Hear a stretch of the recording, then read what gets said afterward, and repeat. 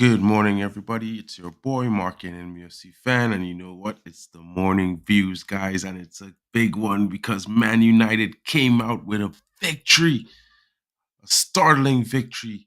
You know what I mean? 4-3 against the Wolves. After a dominant first half performance, the guys seemed to let it all, fall apart after, some call conceding a penalty off of some very skeptical you know, subsequential vibes in a way that it wasn't really understandable how that penalty was given, to be fair. But then they allowed the team to come into the game, and Wolves came roaring back. You know, got an equalizer. We got a third goal. It was 3-2. Then Wolves came back with another equalizer. Andre Onana standing still, unable to move. Guys, what are your thoughts? Get in the comments. Let me know what you're thinking. It's your boy. Smash those likes. Not feeling too well still, so I've been unable to do consistent streams. I apologize to all the fans, all the viewers, all the guys come in and smash the likes for me and join me in the chats. Sorry that I haven't been able to do consistent streams. I haven't been feeling well the last week and a half. It's been one of those things for me, guys. But I hope you all having a great day, great start to your morning, because you know what, Manchester United won today, and it's one of those things where it's like, wow, good feeling, good vibes, positivity. We move on to Sunday, guys. Let's get started. Smash the likes. Don't forget to subscribe if you're new.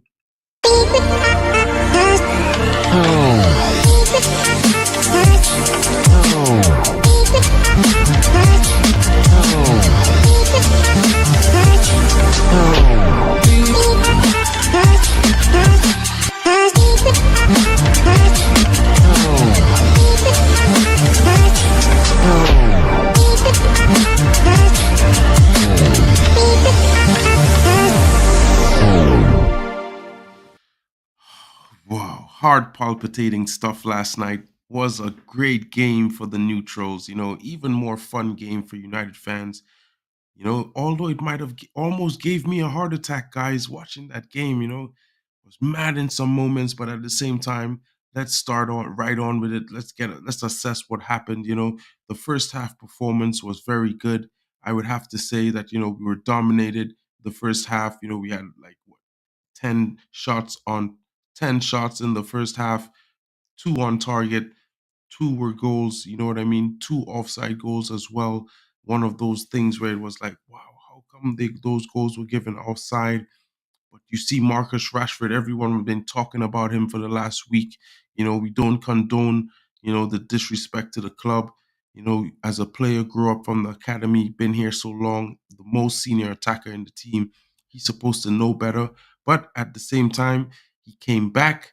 And, while a lot of us fans weren't appreciative that he was given a start, he came back with a statement, getting the opening goal with an assist from Hoyland, finishing very calmly. It was very good to see. And I have to say, you know, the result speaks for itself. He was trusted by the manager. He owned up to his mistake, apologized. He came on the field and he provided the output.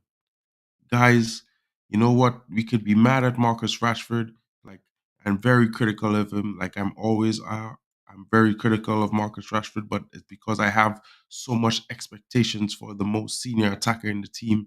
So I'm expecting him to do great things every game. And yesterday, I would say he delivered a good first half, a first half that I cannot complain. I have to say for myself. And I don't know if other fans think the same, but he played really well. I think he took the game by the scruff of the neck at some moments in the first half and created chances. And that's what we want to see. Moving right along, I have to speak about the butcher, get straight into the defensive role, critical for Man United. His line breaking passes were amazing. One of those things we were missing for the last few months. And he is back with a bang. So many defensive aerial duels won. You know what I mean? He was one of the most dominant defenders in the game. Better performance from the last game we saw him. He's only getting more and more in form. Didn't play the 90 minutes. As you can see, his feet was bandaged after the game, still going through therapy, still having to make conscious care of the injury that he had suffered earlier. So we keep him on the field, guys. And I think it was a stalling performance. He led the back line well. We conceded some goals, guys, mistakes by some of the defenders. I have to say, Diogo Dalot, he had a consistent performance, but he let that guy through, and that came to a goal. It was one of those things where it was disappointing. He should have been on his line, but at the same time, he came off the line and the ball was headed. It deflected off of Onana and then off of him into the back of the net. And that's how it came. Guys, Andre Onana, I have to speak on him as the goalkeeper. A decent performance, I'd say, in the first half, but it all fell apart for him in the second half. And that third goal that he conceded, it was one of those things embarrassing. You keep seeing him conceding a goal like this almost every single game, even in the AFCON tournament, standing still. The ball is going to the next side of the net, and he's just looking like the fans on the television or in the stands. Why is he unable to move? This needs to be corrected.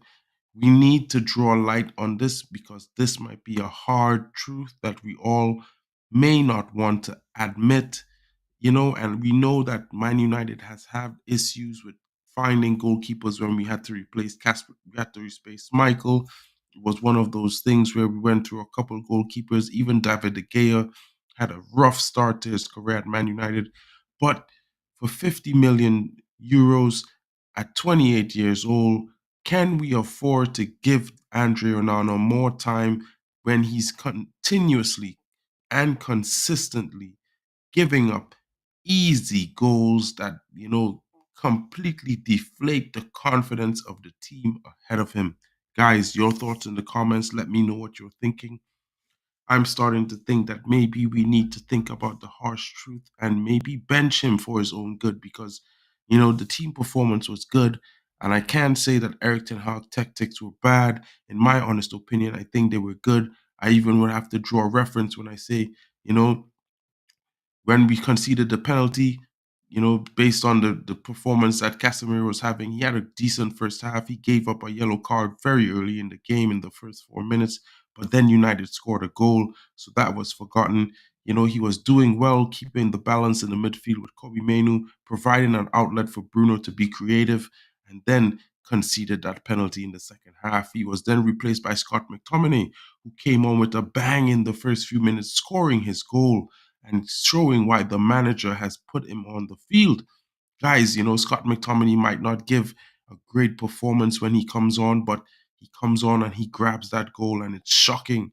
One that puts United 3-1 up, right after conceding that penalty, brings the morale back up in the team. And I think, what, we might say Scott McAverage, but when McAverage is serving McBurgers, who's not gonna buy from the dollar menu, guys? Come on, you know what I'm saying. So it was a okay performance from the Scotsman. Then we draw reference to the fact there was a brilliant performance by the striker, the young Hoyland, grabbing an assist and a goal, breaking Cristiano Ronaldo's long-standing record for the youngest player to have a goal and assist in consecutive games. Yes, guys, it was the record that Cristiano Ronaldo held. And not only did he break it, but he's now holding it, guys. And could he continue, with the starting form of the young Dane coming in with another goal in as many games since the start of the new year, guys, and assists as well? Wow, this guy is doing pretty well. He found it hard to start to get himself going in the Premier League. We have to be honest. But since he's opened his account, he's been continuously adding to those numbers, guys. And I have to say that he's starting to show the signs of the young striker that we was hoping he would be from the minute that he got to Manchester United. Guys, your thoughts in the comments. Let me know what you're thinking. Almost man of the match performance by Hoyland, to be fair. I would have given him man of the match. But then, up jumped a hero. When we went down disappointingly in the 96 minute, it was all looking over. And then suddenly he popped up, young Kobbie Mainoo, with the maturity and the play of a maestro, a magician out of nothing. It's almost as though he said to the rest of the lads, "Listen, guys, hold my bottle of water. Let me bring us home." And then he took that pass and he dribbled, nutmegged the defender, dropped the shoulder, looked up, picked his spot, and he curled that ball into the back of the net beyond Jose Sa and the onlooking defenders, and they could not do anything but hold their heads and cry because the youngster, only 18, is generational. He's stamping his mark on the game after game. Big up to you, GB, coming in. Good morning to you, my bro. Pretty sure you slept as nice as I did last night after that win. You know, up early trying to get in and have a little bit of my say. What are your thoughts on the game? I think it's one of those performances that will boost the confidence and the morale of the team. You know what I mean? Almost losing, almost getting a draw. I wouldn't say losing, but you know what I mean? Almost getting a draw, but coming back to snatch the win again because they deserved a win in all fairness. Their performance was, top, the best 45 first minutes, first half I've seen of United all season. It was dominant, I would say. We created lots of chances. We had Wolves pegged back, and this is a team that's off a 7-game unbeaten streak in the Premier League as we are speaking, but we just ended that, guys. And I have to say, no one expected that. So it's going to be a shock win for most, especially the rivals. But United pulling one out of the hat. And we can see with the players and the manager, when the guys listen, his tactics do work, because I have to say the substitutions, in my opinion, was spot on. Bringing on McTominay when he did, and him grabbing the goal, only confirming that, as well as not only Scott McTominay coming on, you saw the likes of Anthony didn't really have a good game, but he was playing off of the left, so maybe give him a pass because he's usually playing off of the right guy. So maybe it's one of those things where you have to say tough luck to him. But hopefully in the next game, maybe we see Amad Diallo as the option instead of Anthony. And that way we might see some fair balance, guys. I think Amad Diallo kept his composure, came on and celebrated the winning goal with his teammate. Maybe disappointed he didn't get his chance, but I'm hoping he does get his chance on Sunday when we face West Ham. It's going to be a great game at home at Old Trafford. Yes, guys, and we should be looking for 3 points. And if we can grab that 3 points, that would be 2 games on the bounce. And would Ten Hag be proven right? Well, only time will tell, guys. Another very great performance by Rafael Varane, almost grabbing a goal himself, but very good on the defense. Some would say he should have kept his legs closed, but it was one of those things. Sometimes mistakes happen. Guys, a solid performance from Luke Shaw in the back. I think he could have done better, but you know what? United win and we move. And we move. Eric Ten Hag making some crucial substitutions, bringing on the young Omari Forson. I think he had an okay performance, didn't really get himself in the game until the last few minutes. The first minutes of which he was probably giving away the ball a lot more than he had expected to and would have liked to keep possession more.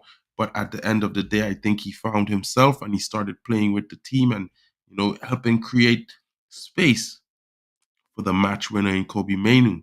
Guys, this has just been my little bit of morning views, Manchester United news, as Manchester United win away to Wolves 4-3. Guys, good score, lots of goals. First time Manchester United scored 4 goals away under Eric Ten Hag. Is this signs of positivity to come?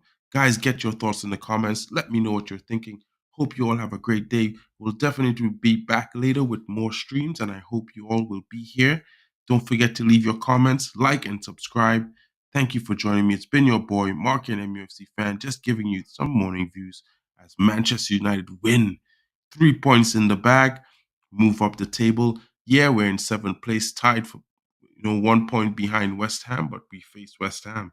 And when we beat them, we will go above them, guys. Let's keep the energy. Let's support this team. The transfer window is closed. We don't have any players coming in until the summer. So you know what, guys? Let's be fair. I know the performance could have been better. And Jarvis, I know you're still not thinking it's gonna be, you know, how should I put it? Um, I don't know. It's not sustainable, maybe, but you know what? I think it's a win. Let's celebrate it. Let's move on. Hope that the guys use that and give a better performance on Sunday against West Ham, and maybe we could string some wins together. But I did like all your points on Bruno, and I have to say, as a Bruno fan, I think he needs to really start, settling down and playing the easy pass as well. You know what I mean? So I did agree with you with some of your harsh criticisms, but bro, you're the tactician, and I always succeed that to you. Big up to you. Thanks for coming in. Great to see you. Hope you're having a good start to your day, and I will definitely see you later, my bro. Hope all is well.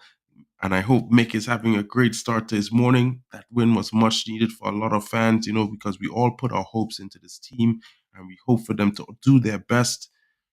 Yeah, same pattern, basically different result.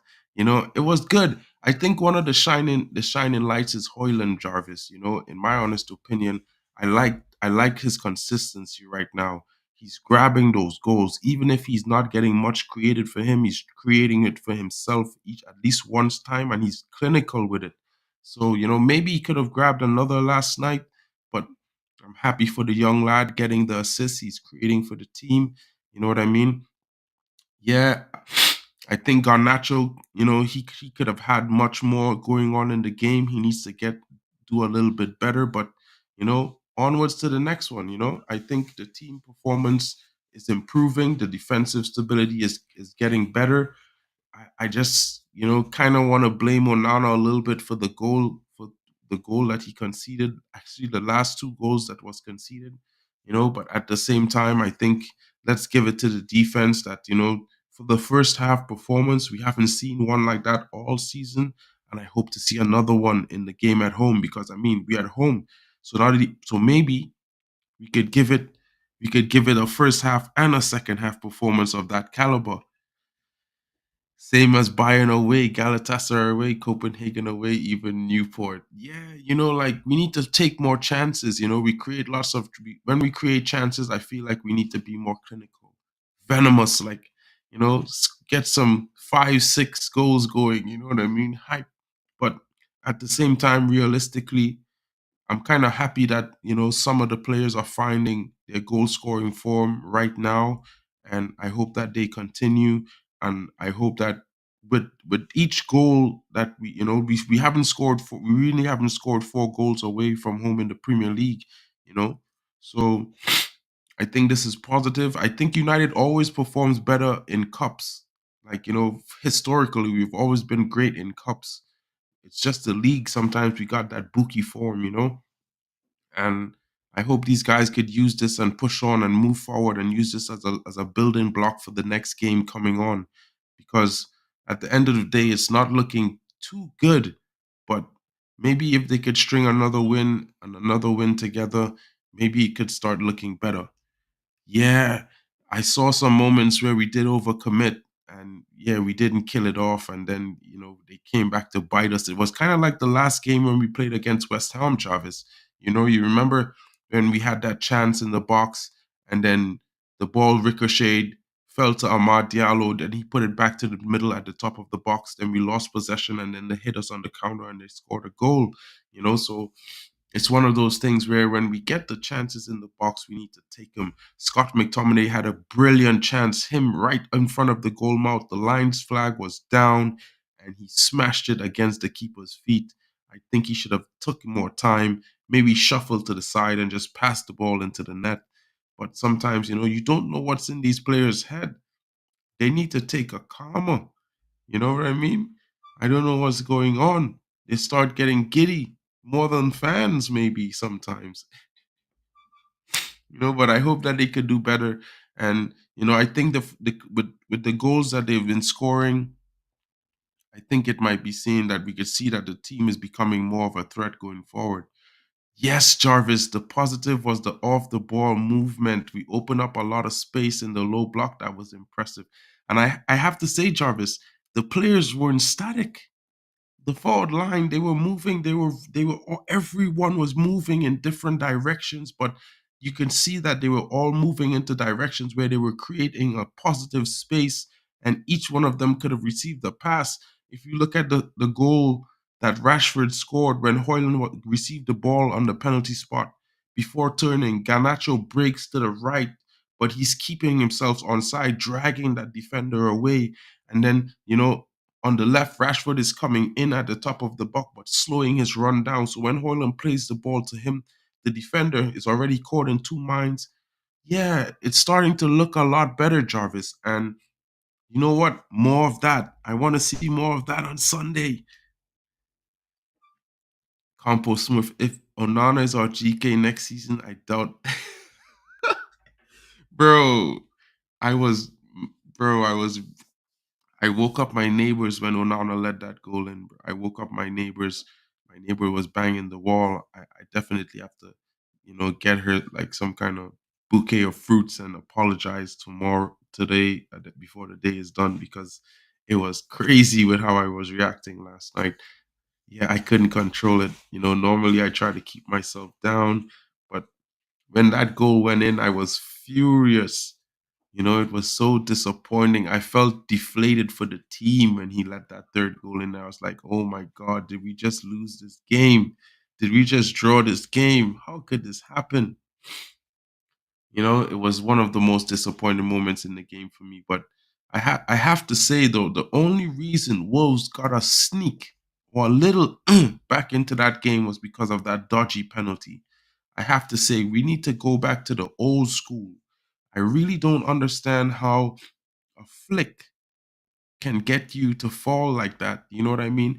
Back in the day, I've seen Cristiano Ronaldo, I've seen Wayne Rooney get some tackles in the box.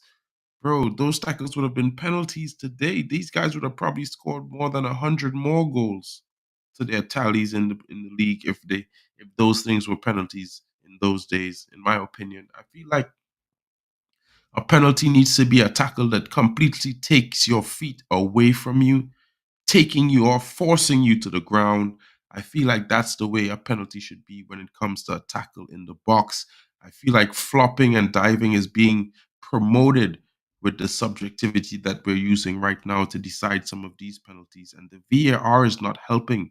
Some of the angles that they use, they have five cameras, but then they're using only two angles. And it's like the two worst angles that make it look like if there was contact when there was actually like basically a brush. You know what I mean? How are we supposed to go on a run of wins? Yo, compost, that's the thing, bro. That's the only thing that's scaring me. But you know what? From last night, scoring four goals away and we haven't done so away in a long time in the Premier League, I can safely say that United is going to score goals. So now maybe it might be a fight to outscore opponents, guys. I think that's how it's going to have to be. Yeah, Tierney was the guy who didn't give it to Chelsea two pens before the night before. Not surprised we got done over. Campos, like as a United fan, you know what I mean? We always gonna get done, bro. Like I feel like they hold Manchester United to the most pinnacle standard, like the perfect A grade. The tackles must be precise and perfect each and every time. If it's off by you're gonna get that yellow card. You know, if your finger touches the ball, you're gonna get a penalty.